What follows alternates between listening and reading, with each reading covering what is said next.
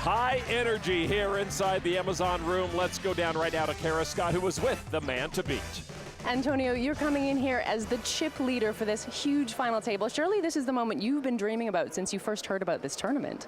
That is absolutely correct. When I first heard about this tournament, I actually didn't think they were going to get it off the ground. I mean, $1 million buy-in to play in a poker tournament is insane. So to be at the final table is really a dream come true. And $1 million, it's a lot of money, but $18.3 million. If you win that, are you thinking that far ahead? Or are you going to like retire to an island somewhere? First of all, I have to correct you. There's no if, there's when. So I'll let you rephrase the question if you like. Or we can when just go you with it. win. Yes, much better. When I win, no, I'm just going to take care of my family, you know, do things a little bit more, travel a little bit more, and take it easy. Well, good luck out there today. Thanks so much, and back to you, Lon. Thank you. All right, Antonio, we're properly hyped up. This is the final table that, can I just make this sort of big statement here that changed your life? Is that a proper way to approach this? Sure. It definitely improved the conditions of my life. Not that my life sucked or anything, but it definitely, I think anyone that wins this tournament is going to have a little life change for sure. So then, hearing this intro and getting hyped up for this final table, does it bring you back to that moment and how you were feeling sort of throughout this event? Yeah, it's interesting to watch my old interview and how confident I was in the victory and how I ran out to the stage. I mean, 8 years ago, I was a different person, obviously. And it's really interesting to see who I was 8 years ago and how determined I was to win this tournament. Yeah, it's pretty crazy. I mean, we have an hour and a half of footage to watch here. We're taking you guys at home through every single elimination of this tournament. So we have quite a bit of, things to talk about, not just about the hands that are being played. So, Antonio, if you see any moments where you want to pause, just let me know, because I want to start out with this. How did you get to playing this event? Was it like it was announced and you were like, yes, I'm going to, whatever it takes, play this tournament? Or was it the last minute decision? How did you end up playing in the first ever $1 million buy-in tournament? So I was originally I was scheduled to do the commentary for the final table. At the time, I was doing a lot of commentary for the main event and whatnot. And so, the idea of putting together $1 million to play in a tournament was just something that I wasn't really all that excited to do, because I don't like to ask people for anything. You know what I mean? I kind of like to do my own thing. I've never been really staked anyone. And so I really wasn't planning on playing. I was going to do the commentary. And then a buddy of mine was like, hey, are you going to play the one drop? I'd like to buy 20%. And I said, wow, really? You really want to throw down 200 grand on me playing this tournament? Okay. I mean, if you're going to buy 200, that's 20% right there. Let me see if I can maybe try and sell a little bit and I can get myself to play this tournament. And so I shot out, a couple of messages, and in like 3-4 hours, I'll never forget, I just basically sold almost more than what I wanted to sell. I actually had to go back and ask one of my other friends if I could buy some of the pieces back because I wanted to have a little bit more. So that's kind of how it happened. I wasn't really planning on playing it, and then I ended up playing it because of this one friend of mine, and that's it. Going back in time 8 years, can you put yourself into what your mindset was in regards to poker tournaments, in regards to how you sort of saw yourself within the realm of those kinds of players, and how did you feel about the opportunity as a whole playing this event? I felt pretty good. I mean, this was a tournament that wasn't filled with all the poker wizards, so to say. Playing against a table full of wizards is not really fun, in my opinion. I don't care what the payday is. I don't care what's at stake. If I'm not at a table where I can have some fun, I'm really not all that interested. And this was going to be, businessmen from all around the world. And then obviously some poker players, Phil Hellmuth and things like that, people like that who are a little bit more entertaining to play with. And so I knew that it was going to be a fun event. And so that kind of got me a bit hyped up because, I like to have a bit of verbal battle at the table if possible. This is the first interesting hand from the final table. Rast races with the ace-6 of hearts. You have pocket nines. Let's just listen in here to the commentary and feel free to provide your own. Sure. I mean, I remember what happens on the river and I couldn't believe it. He's going to raise it up to 1.3 million. So you come into the final table as the chip leader. Obviously, we'll spend a few minutes on the road to the final table. But in this precise moment, when the final table has just gotten underway, was there a specific approach or game plan? Did you have any sort of targets in mind? How did you sort of feel about the situation? And then a hand comes up against Rast, who's probably one of the best and toughest opponents. Yeah, I mean, I liked my table position. I didn't like that Sam Trickett was 2 to my left with all the chips. So I didn't really want to see Bobby bust out because I wanted to have position on Sam more than just one hand every orbit. I remember that. And then I was just going to use my big stack to basically put pressure on all the other stacks because the pay jump was so significant, edging up to that 18 million. I knew that nobody really wanted to bust. I mean, a couple of the guys really didn't care. Einhorn and Guy were obviously going for the win. So, when it comes to playing a pot with the other guys, Phil Hellmuth or, even a Rast or someone like that, I'm always thinking, well, they have to be in their mind thinking about the pay jump. So in this situation, you 3-bet Rast with the 9s in position. You bet on the flop on the Ace King Queen. He calls, and on the turn, the 5 of diamonds hits. You playing against Rast, you guys must have so much history. So much more goes into a hand against him than other players. You check behind here, and then the river is very interesting. Talk us through this river situation. Yeah, I'm basically done with the hand on the turn. I mean, he called a raise pre-flop. He called a bet on the flop. The absolute worst he can have is like King Jack. Most likely he has an ace in his hand. And I'm just not going to get carried away on the turn. I'm basically done. And then the 9 comes, and Rast actually makes a comment about how I think the 9 hit you. I'm like, wow, how in the world could he possibly know the 9 hit me? Let's listen to this situation. I feel like that 9 helped you somehow. Strange. Why are these guys so good at figuring what the other guy has? Wow, what a read he has on Antonio. And Rast gives up his hand. Well, one friend gets lucky on the other. A yo-yo ride in the early going for Brian Rast. A good fold from Brian as Antonio gets even stronger. Who's better than you, Rasty, huh? I don't know. Maybe you? Wow. Can't mess with the Rastinator. I've learned that lesson throughout the years. You just can't mess with the Rastinator. He's so good. I mean, okay, this is just one hand, right? This is a moment in time, one specific situation. But does it do anything to your confidence when a guy just calls your hand out? No. Oh, well, that part doesn't help. Okay. But the fact that the 9 came makes you think, oh, I'm running good. This is great. Because running good is everything in a poker tournament, especially the final table. I mean, the fact that you win a pot that's smaller than it could have been, still winning a pot at the start of the final table is obviously great. But let's dive in a little bit to before the final table. Obviously, this event was sold out, a lot of fanfare, Cirque du Soleil. There was just a lot going on with this event outside of the poker. The whole feel was different. I believe that Richard Jong had brought his own butler. There was an ongoing buffet the entire time. There was some tea that was flown in from China. There was all sorts of stuff going on. But then what do you remember most about what happened before the final table? I remember sharing a beautiful moment with my dad where he just had never seen me so confident in something. Like I really believed I was going to win this tournament. Just overall, everybody being there, everybody paying attention, it was kind of a big deal. It was the first $1 million buy-in tournament.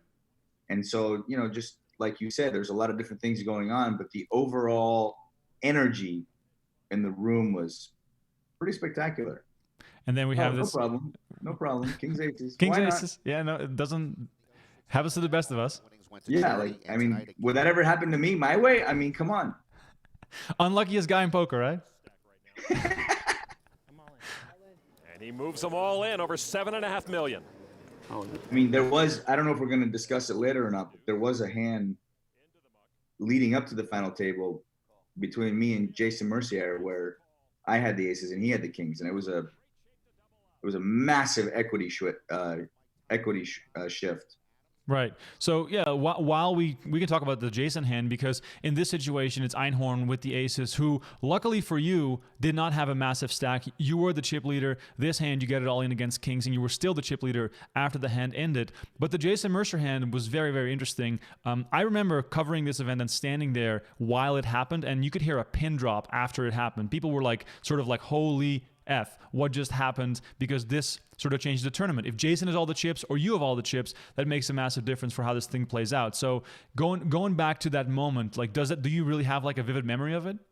Oh yeah, I remember he was on the button. I was in the small blind. He raised, I re-raised, he re-raised, I re-raised, and then he went all in, and I was like, okay, well, let's go. Just don't put a king out there. I mean, before he even turned his hand over, I'm like, just don't put a king out there, and we're good. And, you know, having chips is everything in a tournament. And obviously that's the hand that gave me the stack that I had. Yeah. You know, and Jason had all those chips. I mean, he's a big favorite to get, you know, down to the heads up and you know, who knows what's going to happen between him and Sam Trickett or whatnot. But I'm just saying, like, having that stack is basically everything. Right. So then when you win a big hand like that, does it sort of increase this internal pressure of like, now I have to win? Or does it make it easier because now I have all the chips, I can just sort of do my thing? I mean, it just makes it so much easier. It's kind of like, you know, having more ammunition in a gun battle. I mean, the guy that has the most bullets has the most time and isn't in danger, and you can just outlast. I mean, maybe that's not the best analogy because someone could be shooting at you and all they need is one shot. But I'm just saying, like, everybody knows that having chips is everything. Right. So then coming into this final table, and maybe even this event, did you do any preparation or studying or specific preparation for the opponents? And how did you come into this event and in the final table in particular? I mean, look, here's the thing about poker. You know how to play, and you show up and you get 2 cards and you just kind of play as best as you can. So I wouldn't say I did anything out of the ordinary. I wish I could go back in time and not play this hand. I don't know what I'm thinking here. Not my finest moment. But where does that come from? Where does that come from, though? Like wanting to. Well, it's the way Guy raised. You know, the way he basically put his chips out. I remember thinking, oh, he's trying to come across as if he's strong, and he's not. And you know, like back then, I would go with something like that. But these days, I'm a little bit more, little calmer, because even though he might not be that strong, it's like, look at my hand. You know, what am I doing there with the 10-6? But that's, you know, when you have a big stack, you can kind of, you know, if he doesn't connect on the flop, I'm in position. I'm basically just going to win the pot. Right. I mean, it is interesting, though, because it sort of shows me a little bit about your approach to the game in general. You're not sort of stuck into a specific kind of thinking. You're looking for things that will make you, like, change your mind or make decisions, which I think is a pretty unique thing. And is that something you perhaps, you know, ascribe a lot of your success to, that ability? Yeah, I mean, I'm much more of a situational player-opponent kind of person versus, obviously, GTO. And, you know, I made a big mistake against Guy. I should have just checked it back because he is the kind of player that would move in with any flush draw, any draw, you know, and I really did think I had the best hand here. You know, I know he doesn't have a big pair, and I don't think he has just a 7 in his hand. I was pretty sure he had a draw, but I'm like, you know what? Even if he has a draw, why do I want to risk my big stack and gamble with this guy? And I should have really just checked back the flop. I mean, I should have never really played the hand. But once I got myself into the situation, I should have just checked the flop and reassess on the turn. Right.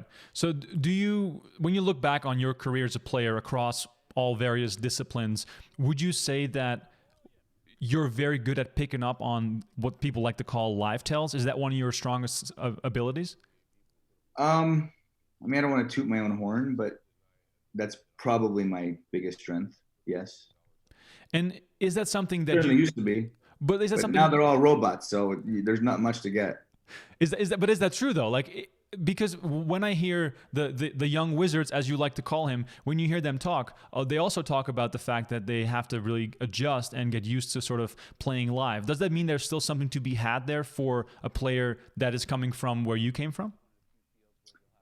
Yeah, I mean, look, everybody comes from a different school. The young wizard GTO players come from a different school, and they've all taken time and trained themselves to do everything with a certain degree of motion in their hand and their facial expressions. They don't talk. I mean, it's pretty unbelievable. It's literally like playing robots. So, kudos to them, but that doesn't exactly make it fun or profitable. Right. You know? No, for sure. The game of poker has changed a lot. I mean, even for someone like myself who's only been in the game for about 12 years, I've even seen it change just being around players, the way they talk, the way they approach the game and all that stuff. But then the one drop was sort of a special one-off event, which we've seen since, but at the time, this moment in time, it was truly that one-off tournament. And even the ones they had after that weren't quite the same. It was a lot more pros, and it just didn't. It wasn't. They didn't fill up the field didn't fill up. So I was pretty lucky to be lucky on the first go, because I think that's the one that is always gonna resonate in the memory banks of one drop. Not to say that the others won't, but the first one was pretty special. Right. No, 100%. I mean, when this was first announced, I was like, how in the world are they going to get 48 people to show up for this thing? And then it was like basically sold out almost immediately, and everybody was sort of chomping at the bit to get into this tournament. And I remember the satellite the night before, where Sean Deeb and Gus Hansen and a bunch of players were going deep trying to win the seat, because that was like a guaranteed spot into the tournament. Going back to this final table in your position, what stood out to me as I was preparing for this this interview/podcast is how incredibly relaxed and in the moment you seem to be. Was there any sort of, I don't know, acting in that, because it would make other players seem as though you were confident, and that would sort of make them feel more intimidated? I mean, you have to really separate yourself. First of all, can we just take a quick moment to talk about how awful Phil Hellmuth just played this hand? I mean, he just checks the flop, he checks the turn, he's in position, he just wants nothing to do with it. I mean, how does this guy win? Anyway, that's a whole nother story. I love Phil. Get there and then bet poker. No, I was very calm, and you can't think of the stakes when you're playing in a big game or a big tournament. You just, at the end of the day, you're getting 2 cards. Everyone else is getting 2 cards. It's the same thing as if you're playing 2-4, limit hold'em, right? I mean, the structure is the same. It's what's at stake that really makes the difference. And as long as you kind of separate yourself from that thought, then I think you can play better, if that makes any sense. So I was naturally calm, and I was really confident in what was going to happen. So right here we have the check raise from Hellmuth against Einhorn. Hellmuth river to king high straight. You checked 2 rounds to get $1.5 million bet out of me. Tricky one for Einhorn. David, it can't always be as simple as aces into kings.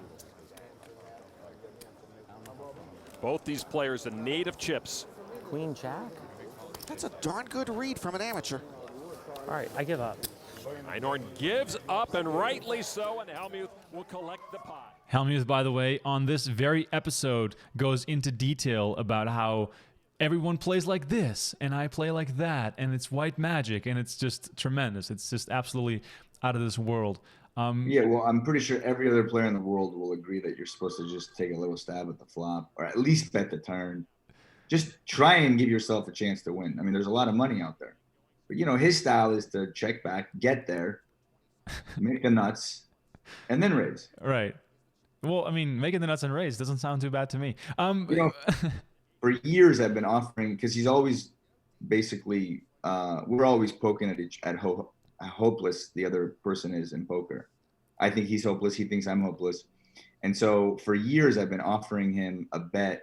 We could play heads up for any amount of money he wants, and the winner shoots the loser with a taser gun. So, it's been like 15 years that offer's out there. I just want to let the world know that anytime Phil Hellmuth wants to play me heads up and the winner shoots the loser with a taser gun, I'm available. Anytime, any place, anywhere. You just tell me where to be, Phil, and I'll be there. For everyone watching right now, and we appreciate all the support and all the questions, and we're going to do a round of shout-outs later, and please let us know where you're watching from. Please tag Hellmuth and Antonio on Twitter to get this thing going again. Get the taser heads-up match going again. Hopefully, please. It's all I want in my life. Nothing would give me more satisfaction than shooting Phil Hellmuth with a taser gun. Well, imagine how good that would be. How pure would that be? How bad would people want to see that? I mean, I'm ready for it. I just want to see it right now. I mean, can we please get this going, guys? On Twitter, just tag Phil, tag Antonio, and let's see if we can get this rivalry restarted after the quarantine ends, because obviously he won't do it. He knows he doesn't want to get tasered. I'm already getting questions from people saying, can we air this heads-up taser battle? I would love to see that. That would be awesome. For the people that are watching, please don't forget to like this video and subscribe to the channel. I'm doing this show twice a week. Last week, we had Nick Schulman to watch some horse. We had Greg Raymer to watch the 04 main event. And coming on Thursday, we're going to have Joe Hashem to watch the 05 main event. And right now, we are watching the big one for one drop, $2012 million buy-in event with a first prize of $18.3 million for all those who are just tuning in. And Sam Trickett here getting out of line a little bit with the 8-3 suited. Antonio, do you think that Sam playing a hand like that is sort of the same reason why you play a hand like 10-6? Because you see something, you think, you can get away with something because of the pressure in the moment. And, how do you look back on the way Sam played this at this final table? Well, I mean, there's so many different variables. I think Trickett is an amazing player. He's super good. And, I think he was in position. I'm assuming he was for sure. And, he actually got a pretty good flop. He flopped a pair and a flush draw. I mean, let's go. And hold him. It's hard to make those hands. But look, he's also more of a situational player, I think. He definitely understands the new age GTO and whatnot, but he also incorporates a lot of the old school into it. And he's a tough opponent. I did not want to see him get the chips. I mean, he's definitely one of those guys that, to me, this was sort of like his breakout moment, even though he'd already won a lot before, and just have been impressed with him ever since. One of the things that I want to bring up while we're watching Sam Trickett talk about this final table is, in between hands, you step away to go to the rail quite a few times during this final table. Talk to me about all the support you received during the final table. Were there people helping you, coaching you, or was it just sort of mental support? No, it was just love. I had my friends and family, and no matter what you're doing in life, if there's big things on the line and you have people that love you and support you, I think it's just going to enhance your chances and your ability. So that's it. Wow, man, nothing more, nothing less. I think that I think it was my idea to, because it was being streamed and everybody had access to the information, I believe at some point I suggested that we just, instead of everybody running back and forth, we just show our hands at the end of the hand, so we didn't have to go through that nonsense. Which is a pretty big deal. Here's Richard Young raising it up with the ace-queen. We haven't really mentioned him yet. You have the king-queen here. What goes through your mind playing against someone like Richard on a shorter stack, but obviously you know that he's not afraid to get it in? Well, I know that he's not trying to move up a pay spot. Richard Young is, he does well for himself. He wants to gamble.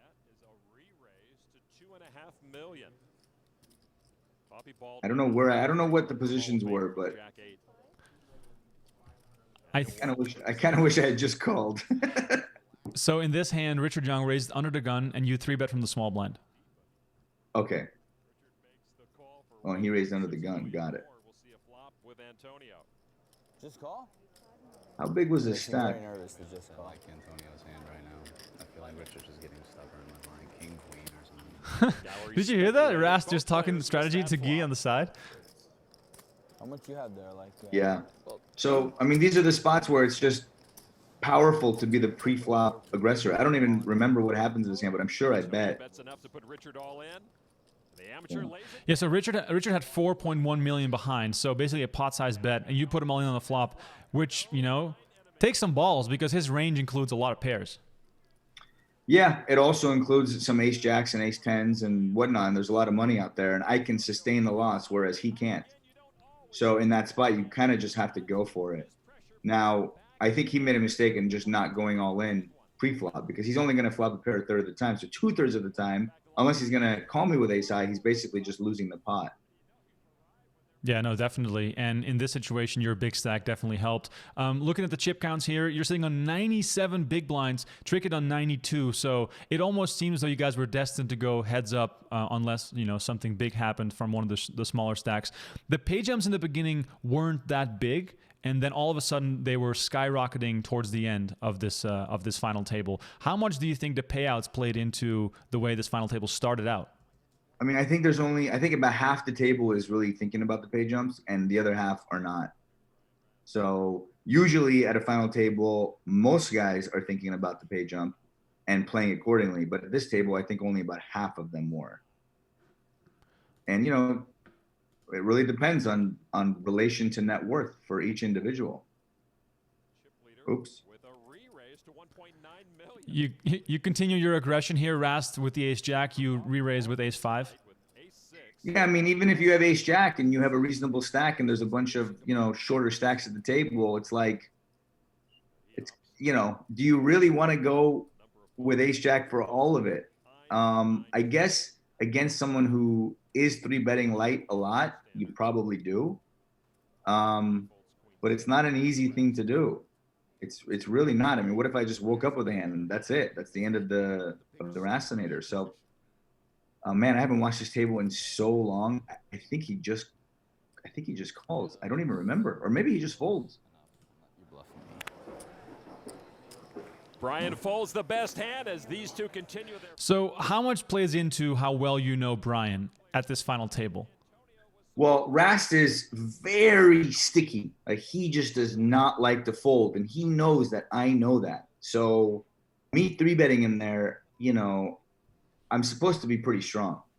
And I also know, because of my chip stack and his chip stack, he really just is cornered when I raise him. So that's basically why I did it. I mean, I thought he'd probably call with the ace-jack. I think if he had ace-queen, he probably would have gone with it and just got it in.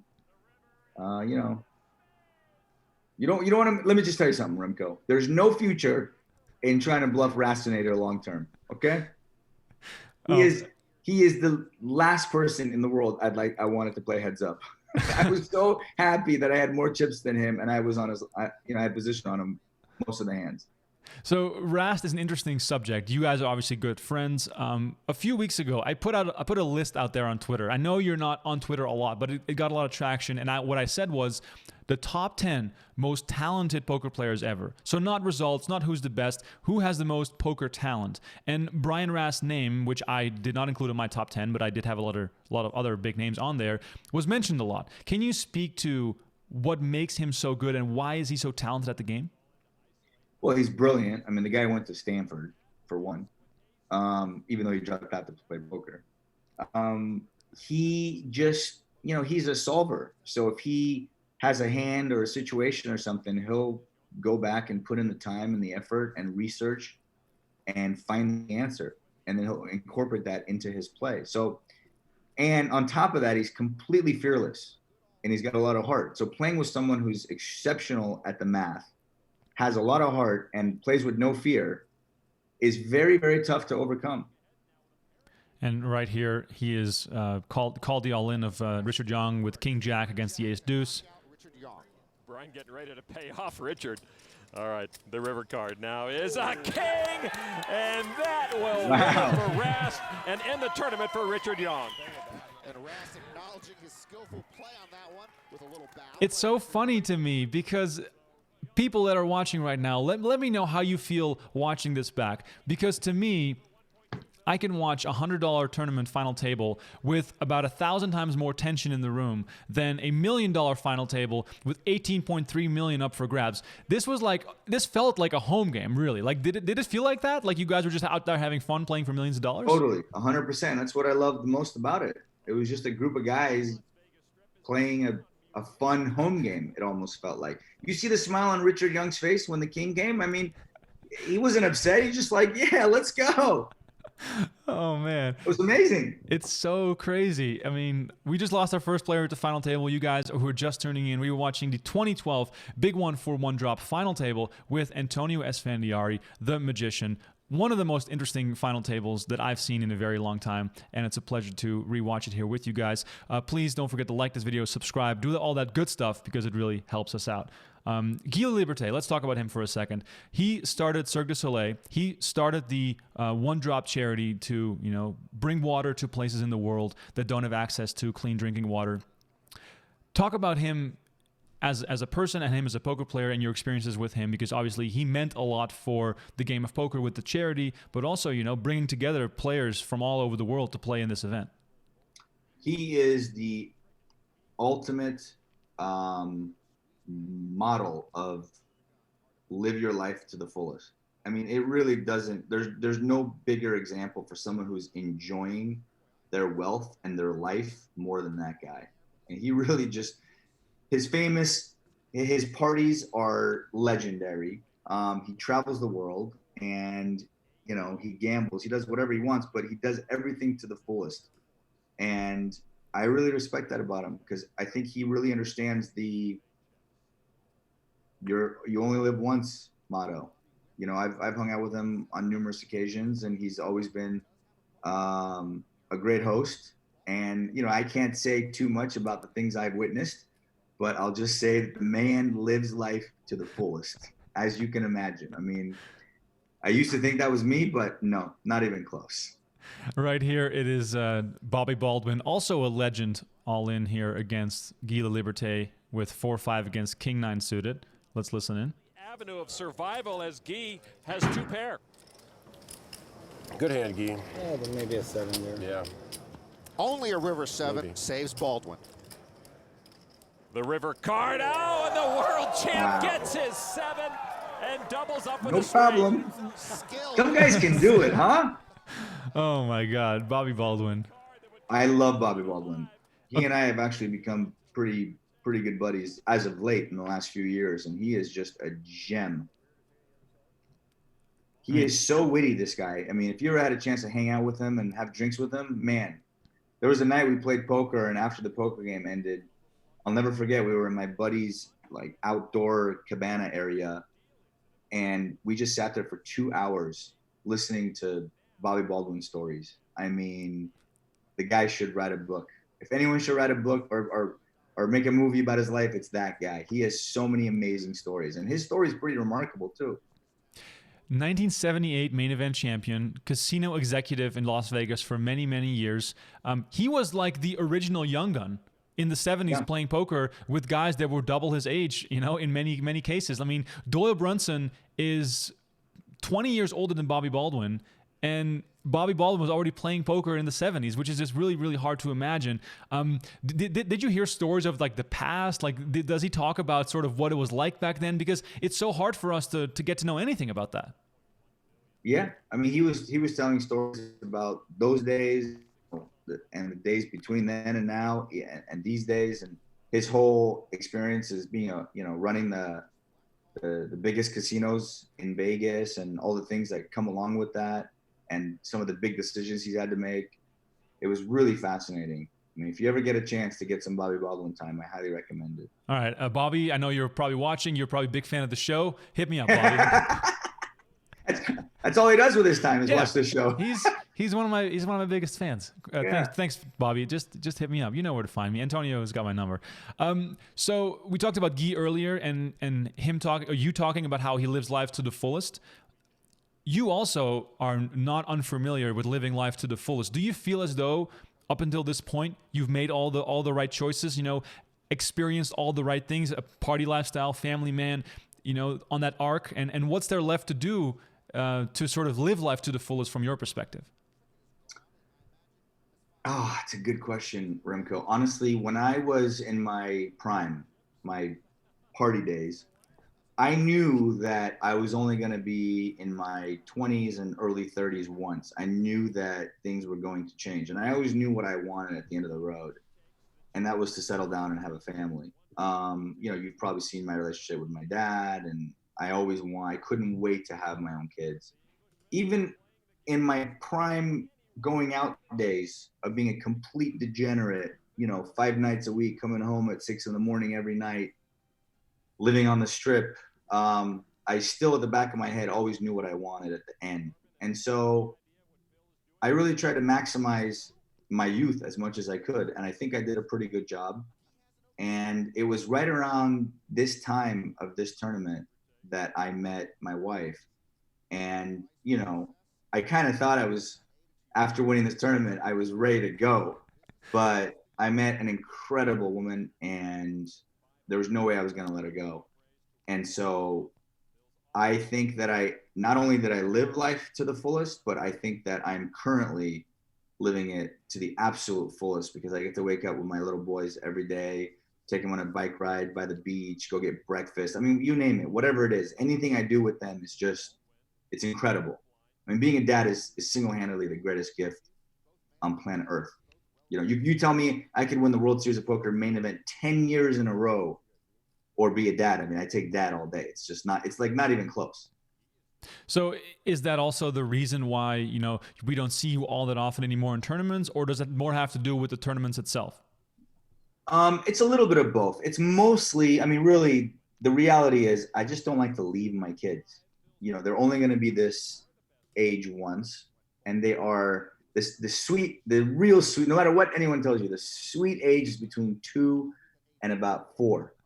I mean, they are just so juicy and full of life and want to do everything with you, and you're their biggest hero. It's incredible. And, you know, even once they pass 4, it's still great, but it's not as juicy, if you know what I mean. So I don't want to miss any of that precious time. So it's pretty hard to get up and leave to go play in a poker tournament that is not really as fun as it used to be. You know, poker tournaments used to be so much fun because everybody's BSing and you're talking about all sorts of stuff. And, you know, it was a good time. I used to love playing poker tournaments. But now it's just like, it's a stare battle and every hand is 2 minutes. And it's just, it's work. They've sucked the joy out of the game. I hate to say it, but it's true. By the way, people that are watching right now, we cannot miss this segment. Let's listen in.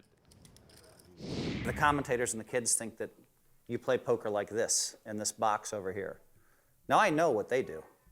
I've studied what they do. I even tried to do what they did for a little while. I've read, I know exactly what they're doing. I feel like poker's supposed to be played like this. And so the commentators, they don't understand it. It's like I have white magic, the ability to read people. And they don't factor in the white magic. And you know what? If you want to win 12 bracelets, you have to have white magic. I find it difficult to believe that. I mean, you know, he was going for number 13 during this final table. He's got 15 bracelets now. White magic might be a real thing. He's special. I'm trying to think of what to say, but I've said it all throughout the years. Right. I mean, there's nobody better than Phil Hellmuth. He is, if I could have one person at the table, no matter where I am, no matter what game I'm at, no matter what tournament I'm at, it would be Phil Hellmuth. For many reasons. One, I love taking his money. 2, his commentary is so good. And, you know, everybody says it's an act and this and that, but it really isn't. He really believes what he says, which just makes it even more special. And on top of all that, he's actually a really good guy. He just, you know, we all have some issues. The funny thing is that people, the number one question people ask me when I come across poker fans at casinos or, you know, even part of doing podcasts is this person the same on TV as they are in real life? And I've spent some time with Phil Hellmuth when the cameras were off, and he is exactly the same, which makes him so special because he doesn't have an on and off switch. He's just Phil Hellmuth. Here's the best part. He actually wears that hat and sweater, the same thing he's been wearing for 10 years, no matter where you are. We could play in a game with some buddies, and he shows up in that same outfit with the headphones on. We go to someone's birthday in Hollywood. I'm not going to say names. And he shows up with headphones and his hat. And I'm like, what are you doing? There's no cameras. Oh my God, that's incredible. I mean, but you must have gotten that question too over the years, you know, on High Stakes Poker, Poker After Dark, on all these broadcasts. You were always the jovial, outgoing guy. You know, I love America. Let's do some push-ups, all that stuff. You know, was that just so natural to you to be sort of the entertainer in the room? Yeah, I mean, that's just who I am. At the core, I like to create a fun situation out of whatever's available. And I've always kind of been like that ever since I started doing magic, really. So that's all I got on that one. The arc, like, here it is, Remco. Like, you have to live, right? And you only have so many days. So whatever is thrown at you, you can either be not miserable, but you can just kind of glide through it, nonchalant, or you can create and make the best of it. And create fun and create laughter and love and all these things. So it's a total free roll to try and create this, this instead of just letting it go. this is going to sound corny, but that is like really inspirational to hear, because I don't think many people realize that you are sort of the captain of your own destiny. And of course, you know, there's 100%. right, but there's 1,000 variables, and some of them you control, and you can make the best of those ones and then hope that the rest sort of follow suit. Yeah, I agree.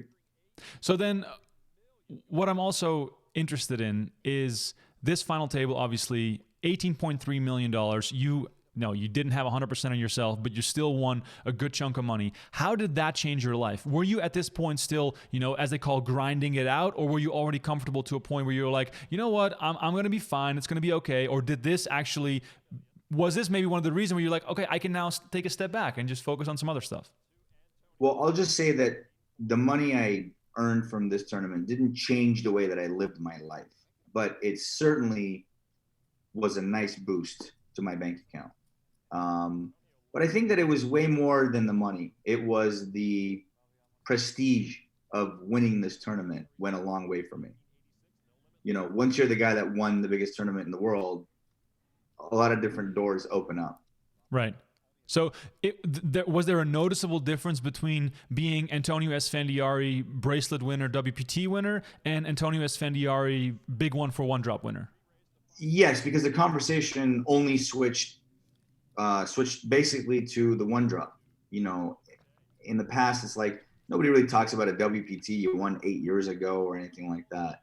But all of a sudden, you were the guy that won the biggest tournament in the history of poker, and I was the all-time money winner for a couple of years. And so, you know, whenever I went out or was out for drinks or something like that, it was like, hey, this is the guy that won that big tournament.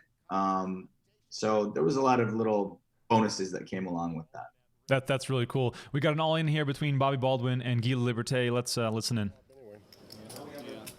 Guy added a gut shot to his pocket jacks. Baldwin trying to hang on here. Turn card, Queen of Hearts moves Baldwin closer to the exit. It's been 26 years since his last World Series final table. This will be his last hand at this final table unless he gets help. Another 7 on the board, and this time the 7 does not save Baldwin. Jacks up from Guy Liberté eliminates Bobby Baldwin in 7th place. Baldwin eliminated. Another small pay jump for the remaining players, but of course everyone was eyeing that three-handed battle where all the big money was being distributed. For the people just tuning in, we are watching the 2012 big one for one drop with $18.3 million up top with Antonio Esfandiari, who of course was the headliner of this final table. Chip leader still, as we are watching it right now, Sam Trickett just behind him, and Guy Liberté now in 3rd place with Helmut Rast and Einhorn, all with pretty close stacks, which really sort of changed the dynamic of the table a lot, with the pay jump still, the increment still not being all that big, so there's some room left to gamble. Antonio, here, Bobby Baldwin, let's listen in. Prestigious final table. You've done so much for poker over the years and really brought poker together in Las Vegas. You're part of the Poker Hall of Fame as well. What did it mean to you to be part of this particular event? Well, of course, the event's fantastic. We have a final table with very good players, about half amateurs, half professionals. It doesn't get any better than this. Did you classify yourself as a poker professional or an amateur? Because you're clearly not an amateur. I think I'm a hybrid. Oh. I'm actually a CEO in my business, and then, of course, I love to play high-stakes poker. So I think I'm a blend between amateur and pro. Well, thank you so much, and back to the booth. You can already. Well said, Bobby Baldwin. I was gonna say you can see already that he's a storyteller, like just by sort of the way he phrased that. Yeah. That was perfect. That was yeah, really... seriously, if you could have dinner with just about anyone and just hear stories, it would. I think Bobby Baldwin would be up there. Not only does he have the best stories, but like you said, he also has a great way of getting his story across, and he's sharp. Let me tell you, that man is a sharp mofo. I mean, you're surrounded as a poker player by sharp people all the time. Everyone's trying to get an edge on everyone. How have you always, or I mean, how have you been on the right side more than the wrong side? Because that is like the ever ongoing battle, not just at the table, but also with prop bets and all this sort of side action. Like how much of your mind is occupied with, you know, getting the right side of it? I mean, you just, you know, you get in a situation, you get at a table and you try and do the best you can, given the cards that you have and the situation that you're in, who's on your left, who's on your right, you know, who's to say that someone who is smarter than the other person isn't a better poker player than them, right? There's just so many variables. You can't really quantify it. And now that Baldwin is out, I have Trickett on my immediate left, which is obviously not very fun. Was this a phase of the final table where you were actively sort of, as they call it, shutting down? I mean, I'm definitely slowing down. I don't know if I'm going to shut down, but I'm definitely going to slow down because I don't want to play a lot of pots with Sam on my left and risk my chip stack. Yeah, that makes sense. And meanwhile, Trickett and Rast getting into a bit of a raising war. Trickett showing the Jack-6 after Rast 3-bets him with Ace-Jack and just having some banter going back and forth, contributing even more so to that jovial atmosphere. Yeah, and I think this is, we were having to show our cards at that time. I'm pretty sure that Sam wouldn't have shown that he's opening with the Jack-6 offsuit and the cutoff. Yeah, so please explain that again to the people who are just tuning in. You guys agreed to show your cards after the hand was over because of the broadcast delay? Yeah, I mean, everybody basically had access to the information, but I don't think everybody had someone on the rail looking back at the hands. And I just thought it was more fair and way easier if we all just turned our cards over after the hand. Plus, for me personally, I felt like that was probably better for me because I'm more of a live player. So if I saw the way someone raised and thought they were weak or not weak, and then they turned their hand over right away, I could actually confirm whether or not I was right or not. So, I don't know how much that actually played into it, but it seemed to work out.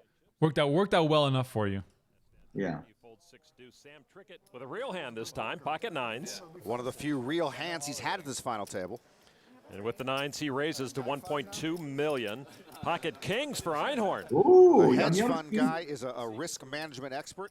If he re-raises Einhorn, by the way, one of the all-time great guys in the game of poker. Went deep in the 05 main event, donated his entire winnings to charity, and at this final table, he did the same exact thing, donating every single dollar that he made from this tournament to charity, which is a great thing to just emphasize. What a boss. That's what I'm saying. Einhorn is such a boss. I had lunch with him in New York City once, and it was just at this old school Italian restaurant. He walks in, total nonchalant, everyone pays their respects, but doesn't really bother him, kind of a thing. He's a cool guy. I like him. Yeah, definitely. It's good to have sharp, right? Yeah. That's the kind of guy you want to give money to and be like, okay, in 10 years, let me know where it's at. I mean, isn't that one of the coolest things about the game of poker? How you get to meet people from all sort of, I don't know. I don't know how to really sort of quantify it, but all corners of the world. 100%. I mean, you get all sorts of walks of life. Successful business guys, degenerate, runaways. I mean, you name it, I've seen it. Show them, boys. And Trickett gives it up. Trickett shows his pocket nines, and Einhorn knows he's missed a golden opportunity, say like Apple stock a few years ago. Good laydown. Wow. 20 bigs too, that's not a very big stack too. Wow, you got one of that one. It's easier when you get. It's easier when you know you're going to see. Well, I'll find out in a minute anyway. So Sam Trickett still inside. What an insane dynamic. Preparing for this final table, I noticed it, but I had no idea that this was actually agreed upon. So it makes it even more interesting to watch now because it's a new dynamic. It adds to the elements that you're considering when you're playing at a final table like this. And I do think that it probably benefited you the most, being able to sort of digest in real time what the situation was when a certain player was doing something. So definitely could not have hurt you at all. Yeah, I agree. Plus, you don't want people getting up and running to the rail every 2 minutes. It's just, we're having a great time. We're on ESPN. It's the biggest final table ever. I mean, let's have a good time and hang out. Here we go again. Exactly. Here we go again. Trickett raising with the threes. Guy giving up the king jack, and then Rast finding ace jack of hearts. Ace jack of hearts. Ace jack suited. Oh, I remember this hand. Top 25 favorite hand list because you can make a royal. What do you remember? What stands out right now as you see this?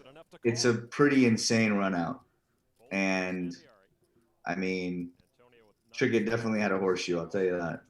Any straight flush, so any suited connectors or semi-connectors, Lon, are in my top 100 hands. Well, Antonio with the 9-7 of clubs will come along. That's my favorite hand, Remco, the 9-7 suited, the Persian carpet ride. The Persian. The Persian carpet ride. There we That go. is my favorite hand. Oh, hello, Rastinator. Oh, hello, Tricket.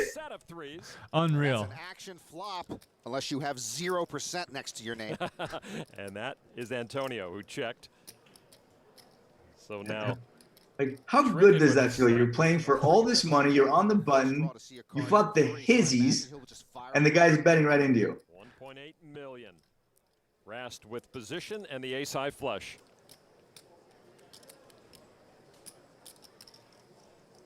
And just a call. Yeah, Rast is going to sit back and trap here. Antonio could not fold quickly enough. Heads up now to the turn. It's funny because when you have a set there, you're like, yes. But then there's a little part of you that goes, well, you know, like there's 2 higher sets out there. There's a flush. It's unlikely that Rast has like 4s. I mean, he could have 8s, but, you know, the 3 hearts, you don't love the 3 hearts, I'll tell you that. 3.8 million from Trickett. Rast is in good position here to double his stack. Trickett would likely pay him off with a set, and Rast would vault to number 2 in chips at this final table. Brian Rast with a golden opportunity to score big time from the bigger stack. And it's funny, as much as I don't want either one of these guys to have chips, I'd rather the chips go to Rast because I want them on my right. I don't want them on my left. Hitting me. Quad 3s for Sam Trickett on the river. Well, this wasn't the Battle of Saratoga. It turns out to be Brian Rast's Waterloo. Oh, my goodness. No problem. Is there any way for Rast just to quads collapse here? Quadzillas. All in. All in. I call. All in and call. And that will be the end of the tournament for Brian Rast. He runs into quads. Quads sweep Brian Rast out of here brutally. Wow, what a river card. Poor Rast. You gotta feel bad for Rastinator there. That is just unreal. The situation, the stakes, the whole way the hand played out, like there's no way that this goes any other way. It's just it's the most insane cooler. Like if a blank comes, I wonder what happens on the river, you know, because Trickett's really good. Like he could have definitely smelled a trap and maybe gotten away from it on the river. But, you know, who knows what would have happened. There's also a scenario in which, you know, like Rast raises the turn, they get it in, and the 3 spikes with the money in the middle. Yeah, that's for sure. But I think that when you have the nuts there and Trickett had opened under, like, I think calling is better because it's unlikely he has a set, right? 3s, 4s, and 8s. It's like, yeah, maybe he has a big pair. You don't want to lose them or something like that.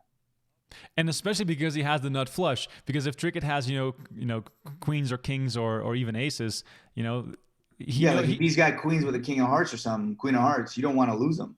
Right. I mean, it's just an insane cooler, and it really changes the tournament. And at this point, Antonio, it's pretty evident that you have slowed down a little bit. Your stack has dropped a little bit compared to the blinds. Trickett has quite a nice chip lead, and here you are opening it up from the button with ace-8 offsuit. Of course, pretty standard here in this situation. Yeah, I mean, again, you know, the really good player is now on my immediate left with all the chips. So, David Einhorn now. You know, the last thing I want to do is get crippled and go out in 4th or 5th or something. $7.8 billion hedge fund. He makes the call, and he will see a flop with Antonio Esfandiari. Queen 10-8, all spades, something for each player. Middle pair for Einhorn with a gut shot. Bottom pair for Antonio. Einhorn finished 18th at the 2006 main event. Esfandiari finished 24th at the 09 Oh, I remember this hand. David decides to lead out. Because I'll tell you when we get there. All right. So in this situation, you raise the button, he calls, and he leads out on this 3-spade flop. What is your thinking here when he does this? Well, I just don't think he has a monster, right? So I think almost certainly if he had a monster, he'd probably check it, to me, given I was pre-flop raiser and he knows I like to stab a lot. So I'm like, okay, well, maybe he has one pair, maybe he has a draw, and there's a lot of cards where I can basically steal on the river, you know, on the next card, or steal in position is what I mean to say. Right. So, and that's pretty much what happens. If Esfandiari were on a flush draw, he just got there. Well, that's $2.5 million, a small. And I'm like, I also don't think he'd lead out with the ace of spades because you don't want to open the door to getting blown off the hand. I think it's much more likely he check calls or even check raises So I'm like, well, he doesn't have the ace of spade here. I'm basically just, I'm just going to go for it, you know? If I call here, he's going to have a tough time on the river. Like if you're bluffing there and you get called, you're probably going to shut down on the river here. And I was also very, very sure that he did not have the ace of spades. So had he bet the river, I swear on everything I was shoving. Well, I would have loved to see my hedge fund heavyweight fire out one more scary bet there. I couldn't do it, but I wish he had. That check is like hanging a side of beef in front of a lion for Antonio. Antonio. Yeah, here comes the lion. Putting some firepower together. That's 4.7 million. And that's just, I mean, it really just goes to show how powerful position is. Yeah. And that's it.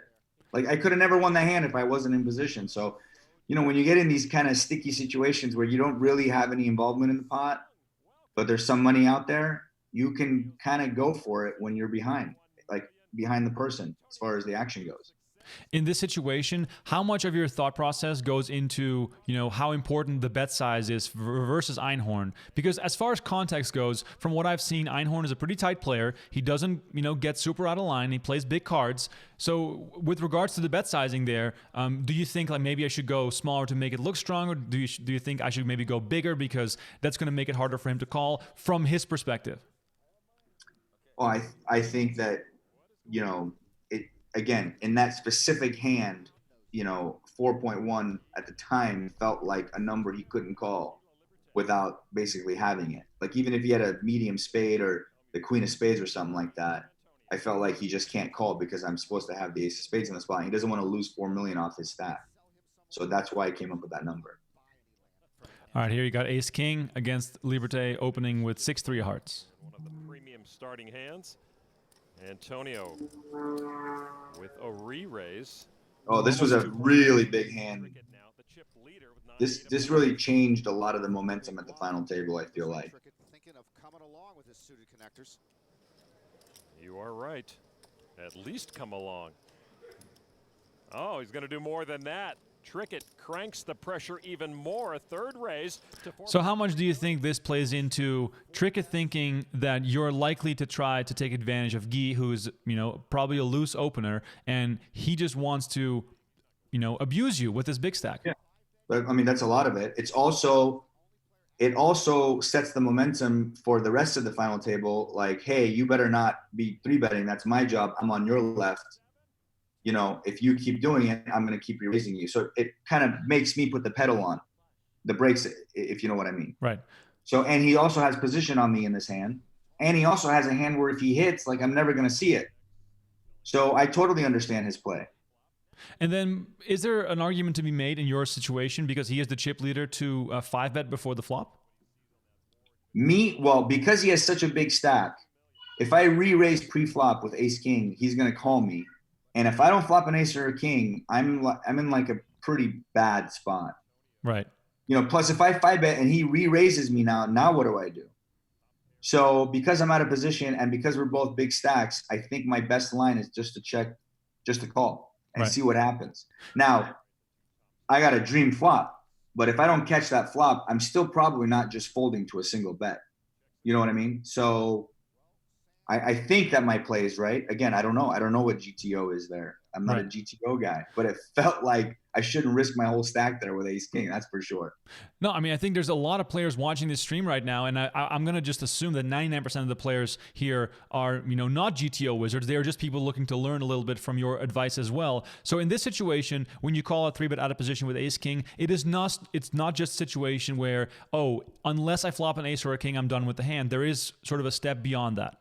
Well, there's a lot of money in the pot, right? And I know Trickett could be doing it with anything. So, you know, if it comes deuce 3-9, you know, am I just going to give up because he re-raised me pre-flop? I mean, he could easily have a hand that's not beating ace king. All right, let's listen to the river. Third heart might worry Trickett. Antonio checks again. I loved having the ace of heart in my hand, I'll tell you that. As does Sam. Oh, I made a flush with that. Yeah. Ace king, good enough for Antonio to take that monster pot and retake the chip lead. Well, that made a flush. It's crazy, too, if you think about it, because Trickett picks up showdown value. If he doesn't, he might swing the hammer on the river. Yeah, well, his showdown value was on the turn. He made a pair of 8s on the turn. So if Right. the 8 doesn't come, I don't know. He might fire 2 and he might even fire 3, but I'm basically just not folding that hand in that spot. If he shows me a flush, more power to him. But there's really no other hands he could really have there that are beating me, in my opinion. So. Right. So can you find that moment again in your memory of like how that affected you? Because obviously you take back the chip lead, you put a dent in his momentum, so to say. Yeah, that was a monumental shift as far as just mind frame and how I felt and how he probably felt, because he tried to go after me and he kind of got punished for it. And so now, I have a big chip lead again. And he's probably not going to risk his chips in that kind of spot as much as he just did, because he no longer has the chip lead. Right. And, like, he's still going to raise. He's still going to play aggressive because he still has position on me. But I think that does change the way the table will flow from that moment on. And of course, you guys get to see each other's cards all the time, which is, I still can't stop talking about that. That's just an incredible angle to this event that everybody has to realize. Here, Trickett raising with the ace-10 suited, and Guy 3-betting to $5 million with pocket queens. Let's listen in. Again for Antonio after Helmuth folded. Wow. He just said he wanted to play a pocket. Well, Antonio, take it away. What's your thought process here? I mean, you look at ace-king, and there's a lot of money out there.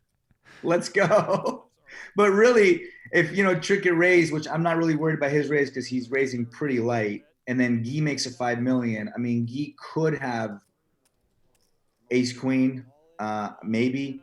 It's, looking back, it's like, well, maybe I should have just folded pre-flop. But I'm like, you know what? Let's just go for it. Let's just try and win the tournament. Let's enjoy this moment. Look at this. One time! Two showmen. Shows how you act in the middle of a 53 million chip pot. You never see this at the British Open. One time. I needed more than you, Guy. One time. Ace.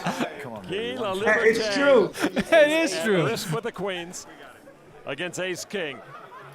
7 jack deuce. It's coming. I wasn't worried. No, it's I not. really wasn't worried. You wanna That's the bet? crazy thing. The kiss is coming. I bet you 18 million. I love this guy. Turn card now. Oh, Yes! and there's the killer king on the turn. Yes! It's coming. Guy staring at elimination. It's coming. It's coming. Well, I'm pretty sure Sam One didn't want to last see chance for La Liberté. it. It's coming. It's not coming. It's coming. It's not coming. It's coming. Sorry, Guy, it's not coming. The 4 of clubs What did I say? sends Guy La Liberté to the rail. And ship another huge pot to Antonio.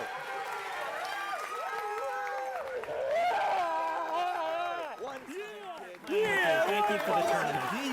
You're amazing. Great for Guy. Gets knocked out of his own tournament. And's got to listen to Helmuth. Antonio had 11 knockouts coming into this final table. And they're getting rid of the big one for one drop host, Guy La Liberté. What a show La Liberté put on. He ran a great event. He played wonderful poker, and he raised more than $5 million for charity. 5th place worth over $1.8 million. And clown noses for everyone. Go get them. Guy's elimination leaves hedge fund. The best coin flip you've ever won in your life? By far. By far. I mean, I can't imagine a bigger flip in poker at the time, obviously. I'm pretty sure I'll never have a bigger flip than that in my whole life. I mean, also the moment itself. Actually, let's listen to Guy. This event, you must feel an immense sense of pride, though, looking around and seeing what has come together after so much work. Well, I'm very happy. The show was great. Great people at the table. A lot of money for one drop. I had a blast as a player. Got to the final table, so I can't ask better. Well, what is up next for Guy La Liberté? Now going back to Ibiza with my family and relax with some friends playing poker for another week.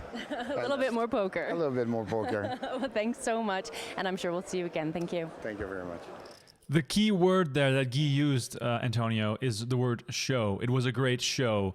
And you guys did really put on a great show. I've never really seen two guys with clown's noses hugging, embracing, and kissing each other on the cheek during a big all-in moment. Like, the way that came together, it only could have been with Guy for this to happen in this sort of way. Yeah, I guess you don't see that too often these days, Remco? No, not too often. I'm trying to remember the last time I saw that. Again, just another example of like creating fun in that situation. I mean, people watching at home are probably like, oh, wow, those guys are really having fun playing poker and might be drawn to the game a little bit. Versus, you know, if we wasted like 20 minutes thinking for something that we know what we're going to do anyway, and then didn't say a word and didn't smile and just stared at each other the whole time. I mean, what do you think is going to create more interest in poker? No, absolutely. Helmuth here with the raise to 2.8 million. Trick it with the ace queen of hearts. All in? Call. All in and out. All in and a snap call from Helmuth. I still fold. And he's in bad shape. Yeah, Phil finally picks up a hand, and he is dominated. I mean, it's not like Phil Hellmuth to just snap all in with the ace-10. I didn't see the stack sizes, but... I believe he was the shortest stack at this moment at the final table, but still credit to Phil. Like, he sort of bobbed and weaved his way into this position, and you only need to win one hand, and all of a sudden, you know, you are in real contention for winning this event, which, you know, is kind of insane given his style. 5. Phil takes the lead with aces up. Never easy. But he's got to be careful. Sam with a flush draw. Hard to hold here. Very hard to hold. Can't hold. I'm sorry. Can he? Wow, I didn't remember this hand. That's how long this was ago. How long ago? Third card, king of diamonds. Helmuth still ahead, but that gives Trickett 5 more outs. 60-40 on the turn. For modern technology, lot. On the old TV screens, we would run out of room for the outs. Sam, do you know what it is? I've got too many outs, too many. 17 outs to knock out Helmuth. The river card is a jack, and that does get the knockout. Broadway for Trickett, taking down Phil Helmuth. And it's funny because even though I'm happy to see someone go, I would have rather Helmuth win that pot. Because now there's less chips on my left. I get to play more hands, four-handed, and I get to just continue to, you know, punish the shorter stacks. 100%. I mean, like, credit to Phil Helmuth for finishing 4th in this event. Definitely made the most of it, and if this hand holds up, the whole dynamic of the tournament changes, especially with his style and his ability to sit on 4 big blinds for 19 hours is just something that, you know, you never really see in other things. And he does it in cash games too. We've seen it at the studio many times, buying in short. Let's listen to Phil. And it does seem fitting. I believe this is your 49th or 50th live final table, which is really impressive lifetime. Why do you think sometimes you seem to be less than appreciated by the poker community? Well, because I do things differently. The poker community thinks you're supposed to be in this box right here. And I know that box. I've read that box. I understand that box. But for me, I like to play in this box over here. And so they don't understand it. I have this thing called white magic. It's not really white magic. It's reading ability. And my reading ability is what saves me over and over again and allows me to get in these great positions. I should be happy. It's a great event. I'm really proud of my effort, and there's just really not much more I could have done. Well, you are a great champion. We look forward to seeing you again. Thank you. By the way, for the people who are paying close attention, you can hear that they cut off about 7 minutes of him going on and on and on, ranting about his bad luck at the final table, finishing 4th. All right, we're into the 3-handed battle. Antonio leading the way, doubling this. You can't watch that? I mean, come on, it's the best. I love when he rants. You hear the hard cut. You hear Kara going, okay, thank you, Phil. Sort of mid-breath, interrupting. But yeah, Sam Trickett 2nd in chips, David Einhorn 3rd in chips. You guys are now playing for the big bucks. Obviously, you know, $1 million payouts all across this final table, but still, now it gets really serious. Antonio, I'm just going to assume that playing 3-handed in a tournament is not something you do on a daily basis. So how was this for you, knowing how big the opportunity was, and then playing a format that's not very common? I mean, again, it was just poker, right? I mean, I played 3-handed plenty of times, obviously never for this much at stake, but at the end of the day, it was just poker. So I'm going to raise a lot of buttons. I'm going to defend a lot of big blinds, and I'm going to fold probably most of my small blinds if need be. That's basically what it comes down to. Wow. That approach of you You know, you almost make it sound so simple that makes me sort of think like, oh, am I overthinking this the whole way through? Is poker really that straightforward? I mean, we all know position is everything. And when you're on the button, you kind of have to play a lot of hands, especially if you have a lot of chips. And you just have to put pressure on the shorter stacks because there's so much at stake. They're, you know, they obviously don't want to bust. They want to, but this is obviously a completely different situation. This is basically just kind of three-handed fundamentals. The prize jump is now kind of irrelevant at this point because David Einhorn doesn't care about the money and he's the lowest stack. So he's just going to be firing. So you have to take that into account as well. And you can see he just shoved with the 9-7 of hearts into my button open, which is the right thing to do given my range and most likely that I can't call. And even if I do call, he's not dead. I mean, he had the Persian carpet right. I mean, what else is he supposed to do? You don't mess around with the Persian carpet right. Three-handed battle for so much money. It must be one of the most exciting things you've ever done. Here with the King 10 on the button again, putting in a raise. And how beautiful are those chips, by the way? Come on, like just looks incredible. I love seeing this. It's a nice stack. It's a beautiful stack for sure. Einhorn now with King 9. All in. All in. How much? Einhorn still under 20 big blinds. Tries his shove again. All right, I call. And a call from Antonio, and he will have Einhorn dominated. Yeah, David sees the bad news, just bad luck for him here. Einhorn on the ropes against the chip leader. And you mentioned earlier, Alon, from day one of this event, Esfandiari has been the Terminator. He just keeps knocking people out. Let's not See what happens. You want the nose? Einhorn's not the Trickett knows if Einhorn goes out, he's got $6 million more in his pocket. You want the nose? I mean, he said nah. I'm good. I'm good. I'm good, guys. 9, 10, 6. Each pairs their kicker. Einhorn closer to the edge. I don't think that moment ever got any love. I never even realized that happened. That was so good. We're going to clip it now. We're going to make sure that lives on forever. He said no. Oh, wait, Helmuth is still there. He's trying to make it about himself. Well, more airtime, you know. Einhorn's got to have a 9, or it's Esfandiari and Trickett heads up for the really big moolah. One card to come. Only a 9 keeps David Einhorn in the tournament. Queen of spades. David Einhorn knocked out Esfandiari with another notch in his belt. What? Such a pleasure. Thank you.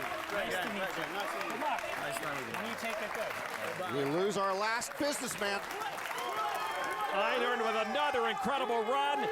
Antonio Esfandiari and Sam Trickett heads up for $18.3 million. And I love how Rast joined your rail, of course, after getting eliminated. Oh, salad time in the Esfandiari household. Wife just brought me a salad. How good is she? What a life. Unbelievable. Soba noodle, green salad. Beautiful. If you win. First, I'll have to correct you. There's no if, there's when. Sam Trickett! Tricks are for kids. Getting ready for heads-up action here in the 2012 Big One for One Drop. You guys are watching Run It Back, and we are doing this twice a week, Tuesday and Thursday, and I'm going to have Joe Hashim on the show on Thursday. And right now, I'm joined by Antonio Esfandiari. If you guys have any questions, please let them know in the chat. Don't forget to like this video, subscribe to the channel, share this with all your friends, and let me know how you feel about the show. Really appreciate it. There's been a few questions during this broadcast of people asking, Antonio, do you still play poker? So let's address it. Do you still get a chance to play? Yes, I still play poker. There we go, guys. I'll leave it at that. Question answered. He still plays poker, so he's not completely gone. And hopefully, I mean, I got to earn. I got bills to pay. Right, exactly. Hopefully, we can drag you back into the PokerGO studio when the quarantine is over. Oh, by the way, on the subject of the studio.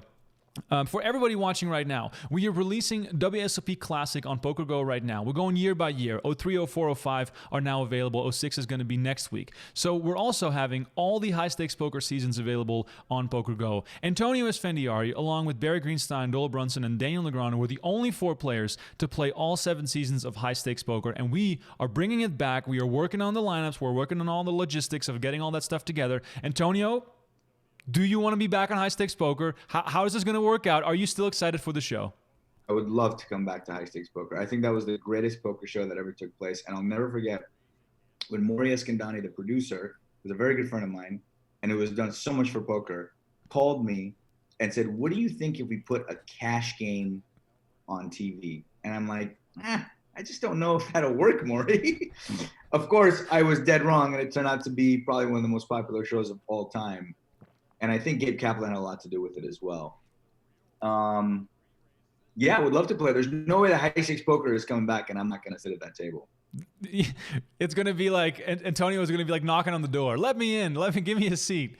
As far as the blend of new age guys and old school guys that would make an appearance on high stakes poker, throw a few names out there to get the people excited for people that you would love to play with on a return of high stakes poker. I mean, Dole's got to be there. Daniel's got to be there. Helmuth, please, because I got bills to pay. Phil Locke, we got to bring Phil Locke back. I would go like all old school, just for shits and giggles. Bring back the Johnny effing Chan. That would be like my core crew. I have a few names in mind that we've seen at the studio recently. Guys like Rob Young and Rick Solomon wearing the pajamas in the studio, which was tremendous, obviously. It's going to be fun to see what blend sort of comes together for this. And I have this feeling, seeing that smirk on your face, that you're just chomping at the bit to sort of mix it up again and create some sort of some fun drama during those broadcasts. Yes, it'll be a lot of fun. Hopefully I run good that day. That game will be big, especially if Rick Solomon and Rob Young are in it. Right. So for the people in the chat, let us know, who do you want to see on the return of High Stakes Poker Season 8 coming to PokerGo in the future? Of course, quarantine, we're trying to be safe and all, but that is definitely on the calendar. There's so many people in the chat, and people really appreciate it. Lex Veldhuis is being mentioned along with Phil Helmuth. That would also be good. Lex, of course, known for his aggressive style, and we had him on Run It Back, actually. If you want to know his whole story of how he experienced High Stakes Poker, please go back into this channel and find the episode with him. We talked for 3 hours about High Stakes Poker back then and watched 4 episodes in a row. That was obviously tremendous. Antonio, you're playing heads up here against Sam Trickett for all the money, the bracelet, and the platinum watch. How's your heads up game? I mean, I really haven't played a ton of heads up, so mediocre probably is my best assessment. I wasn't happy to be heads up against Sam Trickett, but I had a significant chip lead, which goes a long way. So I was happy about that. And I certainly wasn't going to let him run over me. So I was just going to come out slugging and hope to run good. Yeah, when you find yourself in a spot like that, and I'm pretty sure that people can identify with this whenever they get back to live poker and they get into a situation where they are heads up, if you feel as though you might not be the best heads up player in the battle, is the best approach to just be aggressive and don't back down, because the worst thing that can happen is that you get it all in? Yeah, what you don't want to do is allow yourself to get run over. You're just going to lose chips, and you're also going to lose any emotional advantage that you might have. And I think Trickett is really good, and I think he's probably better heads-up player than I was, for sure. And so I was just going to hold on and play aggressive and hope that I got a little lucky. And little 9 diamonds on the river. There's the 9 again. Trickett checks here. That was a nice river. I was probably going to pay him off on the river, too. Leads the cheering section for his son here at the Rio. And his son, Antonio, bets $7.5 million. 7.5 is the bet. And a quick call from Trickett. Ship it, Trickett. Yeah, I guess Sam could have folded the river, but I would have called too. Esfandiari is playing good and running even better. Maybe he is Destiny's Child. And that may be the dagger from which Sam cannot... Breaking news, making trips is a very good thing. Yes, especially on the river, heads up at the final table of the one drop, playing for $18 million with a lot on line. So let's dive into the weeks and months after this, as far as the attention that was drawn to you because of this big win. Are there any moments that stand out from what came after this? Yeah, it took a while for me to realize what had happened. I mean, it doesn't just hit you right away. It took a couple of weeks for me to kind of realize what had just happened and what it did for me in my career and my life. It was really enjoyable. And I kept going back to that moment where I actually won. And that moment right there was better and bigger than any rush, any high, any moment I've really ever had. I mean, at the time I didn't have kids, so that was really number one as far as I could remember.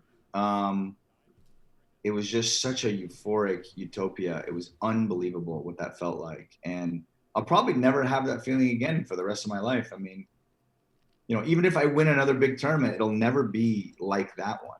You know, I think maybe if I won the main event, it'll feel almost as good as this one. Right. I mean, there's only so few tournaments that have that sort of, you know, impact, or that have the ability to have that kind of impact. Oh, look, it's trips again. No big deal. It's good to run good. When are you allowed to complain again after winning $18 million? Never. You're actually never allowed to complain. I like to complain sometimes when I run bad, just to complain, but I really have no right to. You know, I ran so good at this final table. It's crazy. The raise to $5.4 million. Trickett pushes his draw. Esfandiari knows Sam could be on a draw, or he could have a jack. Of course, Trickett also could have a 5, but that's unlikely since Antonio has one. Oh, we saw a pre-flop raising war between these two. Now a post-flop war as Antonio repops it to $10 million. Antonio sends a message to Sam with that 3-bet. I've got the jack or the 5. And Sam might be wishing right now he had just check called this flop. He's getting in knee deep at this point. Antonio not wanting to scare off Sam. And Trickett seems very determined to stick around. And Sam says, how about $5 million more? That's a 4-bet, and Trickett now has committed 40% of his stack to this pot. Esfandiari with the trip 5s. Trickett on a draw. What an insane hand, by the way. Antonio's mind that maybe Sam does have a better 5 than he does. All in. All in. Cool. And Trickett will call with the draw. If Sam can get lucky, this battle will be nearly even, but should he miss, Antonio will win the big one for one drop. No diamond. It's over. Can a hold run go? The diamond flush Can is it hold? Antonio's immediate concern. I'm nervous, and I know what's going to happen. Trickett, a winning full house. The 11 time you're using your 1 time, which I believe is also not allowed. In a tournament of big moments, here we are at the biggest of them all. It's crazy. I really Turn wasn't. card. Trail I hearts. Antonio felt so good that it wasn't coming. winning $18.3 million. Trickett needs any diamond but the 3. Otherwise, Antonio Esfandiari is our champion. Here, perhaps the richest ever river card in poker tournament history. It's a heart. Antonio has done it. Oh my God!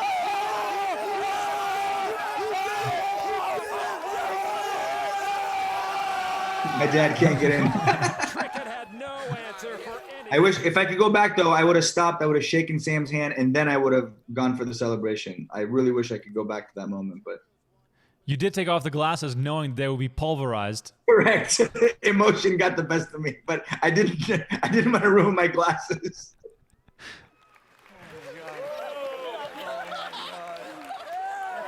The barefoot magician walks away with 18 million plus. A magical run for the magician. Here are your final results. Wow, just the old $8 million heads-up battle, give or take. No big deal.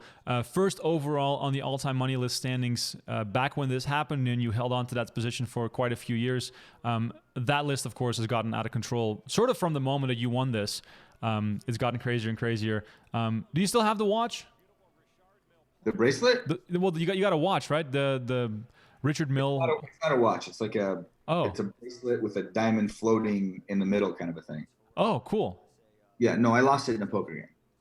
No, of course I have it. I don't know. I gave it to my dad. My dad has it. That's awesome. That's really cool. So now, having looked back at this entire final table, what's it like seeing this all over again? Brings back a lot of good memories. I think I'm gonna have a pretty good day today. I mean, it's been Groundhog Day for like 4 months, so it's kind of like to wake up and watch this. You know, brings back a lot of amazing memories. And then you said you were ready to party. Was there a party that night? Yes, we actually, Sam and I both went to the same club that night and went pretty deep in Vegas. Yes, it was a lot of fun. Was it a Hall of Fame kind of bar tab for that night? It was my biggest bar tab ever, yes. Wow, that's incredible. That's also something that you should do after you win the biggest prize in poker history, and get to celebrate that with your brother and your dad. Obviously, epic moment, and it's incredible to rewatch, and I really appreciate it. There you go, #1 all time, 23 million. Right now, I think Bonomo leads with about 50 million. Bryn Kenny leads Bonomo in second place. This list has gotten out of control ever since you won this tournament, so let's listen into what you had to say. There was no maybe, no if, and, or but. You've been telling people this for ages. How did you know? It's called clear intention, and I had it. I just knew I was going to win. You just have to put it out there and believe it, and sometimes it comes true. It definitely came true this time. You have the bracelet to prove it, plus a massive purse and one of the most prestigious titles in poker. Congratulations. We're so proud. Thank you. Thank you. There it is, ladies and gentlemen. Antonio Esfandiari winning the big one for one drop. Antonio, thanks so much for doing this show with me. It's been a pleasure rewatching this stuff. For the people watching at home, don't forget to like this video, subscribe to the channel, share it with your friends, and come back on Thursday night at 8 p.m. Eastern Time as Joe Hashim joins me to watch the 2005 main event final table. So that should also be a good one. Did you do anything in 05? Did you win anything good there? I won. In 05, is that when Hashim won? Yeah. No, I don't remember. So I was probably out late every night. I was going to say, off here for Antonio on the table is probably making up for it in the clubs. Antonio, thanks once again. You guys, thanks for watching. This was Run It Back, and we'll catch you guys on Thursday.